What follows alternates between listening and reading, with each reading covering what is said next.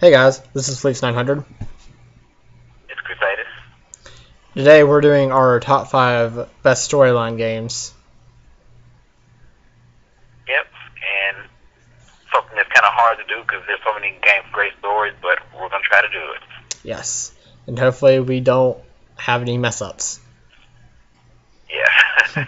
I'll go ahead and say my number 5, which is Spirit Hammer: The Cursed Memoir on the 3DS. That's a very complicated name for a game. It really is, but it's a spin-off game to the Fatal Frame series, which I really love as a horror game. And I beat it the same day I bought it, which maybe, makes it not worth the $40 I paid for it, but it was still a very good... It was a good experience to have, and the storyline was... the storyline is what kept me playing it the whole time. Yeah, one type of games that's so good you couldn't stop playing until you got done with it. Yeah, until you know, the very last detail of what's going on. Mm-hmm. Which I enjoyed that. I think that's a very good thing for games, because if the storyline's no good, then the game's, Yeah, if it isn't that good, then you get tired of it and stop playing it, halfway through or in the first hour or two. Yeah. Anytime. Yeah, and then you don't really pick it back up again. Yeah. What's your number 5? My number 5 is something that probably a lot of games out there have probably played, and it is Last of Us. Something that after our conversations I'm going to go back and play very soon. Because I just have to play it. The first 20 minutes are crazy. This isn't really a spoiler because anyone who's even heard of the game probably knows. In the first 20 minutes, his daughter dies. Yeah. She gets killed, and it's a tearjerker, and that's only the beginning. The very beginning of the game is like that, and it gets even deeper and more interesting and invested as you go into the story. It's just amazing. I've heard a lot of... anywhere you look, you're going to hear a lot of good things about The Last of Us. Yeah. I don't think I've got through many, top 10 lists of, watching people and not have that game be number 1. Yeah. It's not my number 1, only because, I've been playing games for so long that I have games that have, a lot of the nostalgia factor for me. Yeah. And The Last of Us is just more recent. It'll probably go on my list as time goes on, but right now it's just still so new that it's a great game, but it's just not at my very top. I completely understand. It's something, maybe 10 years from now when it's a retro game, it might make a difference. You have to understand, I've been playing games since I was 6, so... True. We started playing when we were about the same age then. Was playing the NES back then. Yeah, I played the Nintendo first. We had the Nintendo. Yes. So I played the first Mario, second Mario, and third Mario, so... That's actually exactly what I did. Oh, really? Yeah, no joke. I I kind of died a lot, but that's what I played. Yeah. Going on to number 4, though, for me, is Beyond Two Souls. Sweet. It had to make the list because it's one of those games that I really did have to keep playing because the storyline was just so interesting, and I just had to know who Aiden was. Yeah. If you're a fan of movies, then you're a fan of Beyond Two Souls. Yes. Could not have said that better than myself. Yeah. There's just a lot of things to the game, and the ending is a little weird. Yeah, it is, but it's still definitely worth playing because just the whole story is just so engrossing and just cinematic that it just keeps you there for the whole ride. Oh yeah, I mean, just everything about the game and Jodie's life, not knowing what's going to happen next to her, and I don't know, it keeps you on your toes. Yeah, it really does. Going on though, what's your number 4? My number 4 is a game that any JRPGer probably loves, and that is the Xenosaga. It's just so engrossing. Like, a lot of people might say it has too many cutscenes because it has hours and hours of cutscenes. But it's one of the things I like about it because it tells you the story and it keeps you in through the whole thing. I mean, a lot of people might not like 2 or 3 as much, but people definitely love the first one because of this great narrative and story.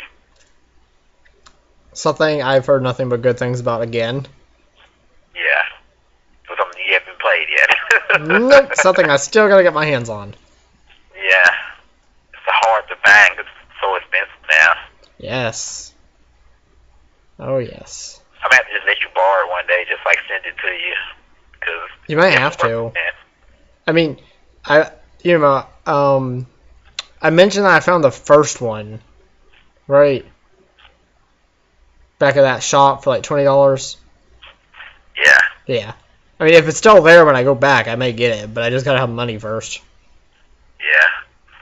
I mean, you're not gonna find it cheap, that's for sure. It's gonna be at least $20. Yeah, it's not. It doesn't seem like one of those things you can bulk in and find for $5 at a flea market, and it's like one of those, it's not going to be with one of those people that don't know what they got. No, they don't. It's one of those type of games that people like know what they have and they expect you to pay for it. Yeah. Which is, I mean, that's okay. I can live with that as long as I'm not like overpaying for it. Then I'm okay. Yeah. Going on though, my number 3 is BioShock. Sweet. For definite. BioShock, just the whole story of Rapture, and then finding those audio tapes. I can't exactly remember what they're called, but the audio things you find, and it tells you the stories of what happened to certain individuals in Rapture, and I really loved finding those and listening to them and learning more about what happened to Rapture. Yeah, because by the time you get to it, it's just a ruin. But it's interesting to learn about how it was in its prime. Yeah. Definitely agree with you on that one. It's the audio taste and everything. Like the whole game itself actually kind of made me want to live in Rapture. Maybe not when it's destroyed and whatnot, but whenever it was in its prime. Yeah. It's one of those things I would have loved to actually have seen if it was real. That's a great game when once you actually to be inside the story and just be a part of it. Yes. So it's a great game, man. You really do. I mean, man. Even BioShock 2 kind of made me want to be in there. Maybe not as much because I wouldn't want to be a big daddy, but it still was a beautiful sight. Yeah. It was. Going on though, what's your number 3? Big daddy. I'm one of those creepy little girls. Oh god, have the little girls following you. And then BioShock 2 has the big sisters. Oh yeah. I hate those things. Big sisters are, man, they're pretty scary. They're so frustrating. Took me forever to beat the first one whenever I played. They can end you pretty quickly. They really can. It's difficult. Yeah. What's your number 3 though?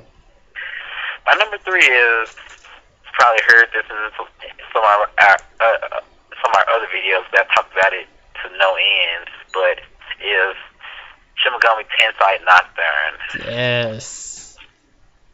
I just can't get enough of that game. I'm gonna have to play it again very soon. But I've already have the true ending, so I don't know what I'm gonna do. I just have to see one of the other endings. There's like 4 of them, so You definitely need to do that, though.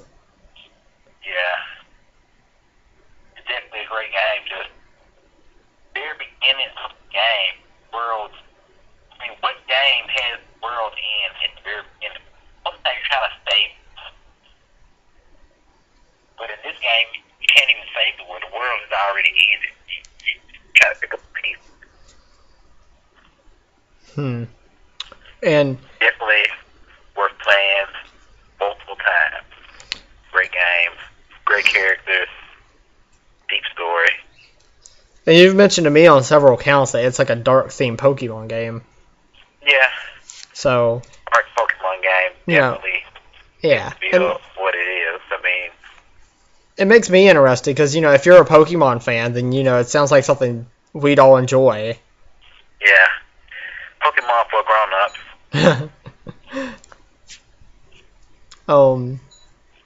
Going on though, my number 2 is actually Dead Space, Oh yeah, which so that's that before. Dead Space makes its way into a lot of my top 10s and top 5s as just PS3 games and stuff in general, horror games. Because, I don't know, the game just... It was one of my first real steps into the horror genre whenever I got a PS3. So it was something that stuck with me, and playing it at night with the earbuds in and whatnot, it was definitely creepy. It still is a little creepy. Because I haven't played it, but I haven't. you definitely should sit down and play it sometime at night, because it's definitely creepy. It's just... You have Necromorphs, which are the enemies in the game. You have Necromorphs crawling through air vents, and you can hear that. You can hear them crawling through the air ducts. You can hear them jump out of the air ducts, and they'll literally crawl out of the vents in the floor and come after you. Yeah, all you have is a single flashlight, right? I mean, really, the point. No, you have a gun. You have a bunch of guns. Oh, really? Yeah. See, you have to buy them, and you can buy ammo too, which kind of defeats the purpose of a horror game, but it's still pretty good. I mean, the pulse rifle, the plasma cutter, which is pretty cool. Everything is more high tech because it takes place in 2506, I think. Okay. Or something. It's way in the future. I gotcha. Yeah. See, he's not really just your typical superhero in a game or whatever, right? Nah, he is. Something. Isaac is actually an engineer for ships, for spaceships, and he goes to the USG Ishimura because his girlfriend is on board, and he lost communications with her. So he volunteered to go up there to look for her with him, Hammond, and Kira, I think. And that's when they stumble upon the Necromorphs. Sweet. They had no idea what they were coming into. You know what I've noticed that our games, we haven't played, I played some of the games on your list, but generally speaking, neither of us have played the games on each other's list hardly. I noticed that. We haven't. I think it's pretty cool though, just to have things just so different, that we haven't played. But it just gives us just more games to get a chance to play in the future. Oh yeah, and it gives it throws the name out there to each other. Mhm. What's your number 2 though? My number 2 is another game that lots of people probably played and heard of, and that is Uncharted 2. Another game I haven't actually got to sit down and play fully. I mean, it basically takes all the best things in one and takes it to a whole nother level. It brings back characters that you know of, and it brings in new characters that you didn't know about. It's just a great story. I mean, the very beginning, you find Nathan Drake just wake up with a gunshot on a train that's falling off the cliff. I mean, how crazy is that? that was actually a really cool moment for me when I started the game up. I found it to be very, yeah, it just threw you into the game. I love that part though. It was definitely interesting. It captures your attention from the very beginning. It really does though. Going on to that, my number one is actually a game called Ulcer's Wrath, which I've heard of that but never played it. Such a good game. Think of God of War and then take it and kind of amp it up a little bit, because some of the action, I mean, God of War is still like a very brutal game, but Ulcer's Wrath is also very brutal and is very fast paced. Lots of things to do mission wise, and it's not open world or anything. You do missions, you select missions, but it keeps you engrossed because the storyline is just so amazing, and you have to deal with finding Asher's daughter and taking on other gods. It sounds like a pretty epic game. It really is. Something kind of hard to find in my area too. I had to go out of town to get it. Wow. And then even when I did that, I actually, when I found it, the new copy did not, or no, I found a used copy. The used copy did not actually have a booklet with it, which, kind of sucked. So I kind of did something bad and switched the new booklet and put it in the used copy. Because I didn't feel like I didn't feel like walking out of that store not having the copy I needed, or having the booklet when, I had to travel out of town to get it. The people at that GameStop were being rude to me. I felt it was worthy, that it was a worthy cause. Yeah, I mean, just sometimes people at GameStop are just I don't know, just have attitudes. They really do. Just because you work at a game store doesn't mean you're king of the world. Yeah, honestly, I haven't stepped foot in that store since. And this is back in, December of 2013. I have stayed away from that store. I don't know, people at my GameStop are pretty cool. They remember my name, they know me by name and sight and everything, Oh, yeah. I like my GameStop, too. They're friendly. And, the reason I didn't actually like the GameStop that I bought the game from was I went in there to get a case exchange for my PS3 copy of Darkness 2. And I found a perfect condition copy. And apparently they wouldn't exchange it because there was no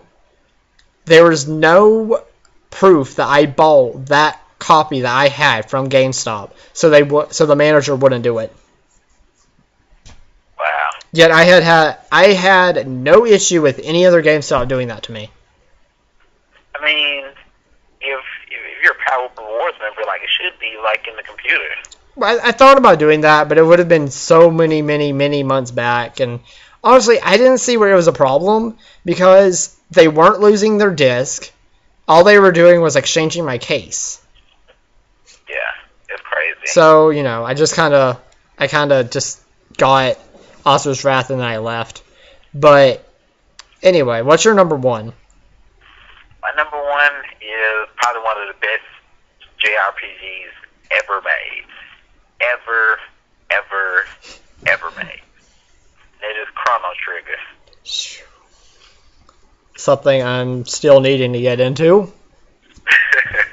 I need to get into a lot of this stuff. Yeah, you haven't played any games on my list except BioShock. Well, I don't have BioShock on my list. No, Games on my list. no, I don't think I haven't played anything on your list. Yeah, at least to completion. Yeah, at least to completion. Yeah, just like Chrono Trigger, it's epic on epic levels. Epicness. I use that word because it's just epic. just the way the game gets started, just going back in time, across timelines, trying to save the world.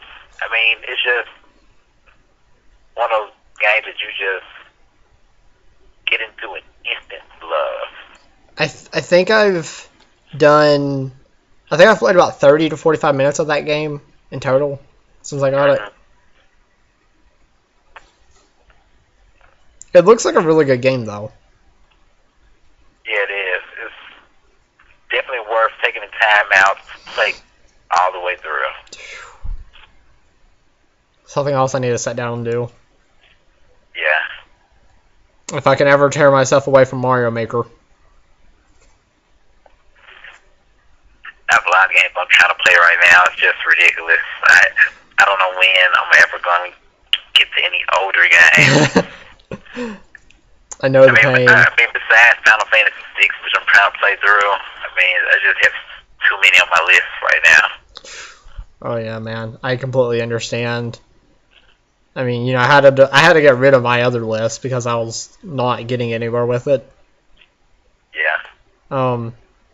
Going on to honorable mention though, you can go ahead and list yours since we're already here. I'd say that Dot Hack had a very interesting story to me. I haven't played the whole series, but I played the first to completion, and it was great. If you're a fan of anime, then it's definitely the type of game that you definitely want to get into. I've heard a lot of good things. Tons and tons and tons of good things about that series. Yeah. Then there's also Final Fantasy X. It has a great story, and it's epic. Level and scope. Yeah. Also, one of the games that you talked about, BioShock, definitely just one of my games that I love to play, but it just didn't quite make my top 5. I fully understand. We all have our own personal reference in games and what we like more. So what about you? What's your honorable mention? One of them is The Evil Within. Okay. Which I think it looks like it has a really good storyline. The furthest I've got right now is chapter 3, and I did go to chapter 4 one time, but I had to delete the data, and there was a big mess with that. But right now I'm stuck on chapter 3 because I have to go and take on that stupid chainsaw guy, which I can't stand that battle. So I've kind of been weary to play it. Understand, certain bosses or enemies you just don't want to play against. It makes it easy not to play the game. Yeah. I do want to do it because I do want to play the rest of the game. It's just I'm dreading the moment I put it in and have to do it. Because I know it's going to be a pain in the butt. Totally. Another one of them is actually Eternal Sonata. Oh, yeah. That's one that I want to play. I want to play. The storyline, I've played, I think, close to 6 hours, and the storyline seems really, really nice. And I've actually, I'm thinking I'm going to go through the 360 copy instead of the PS3 copy, because I just got the 360 copy, and I'm really hyped to get into it.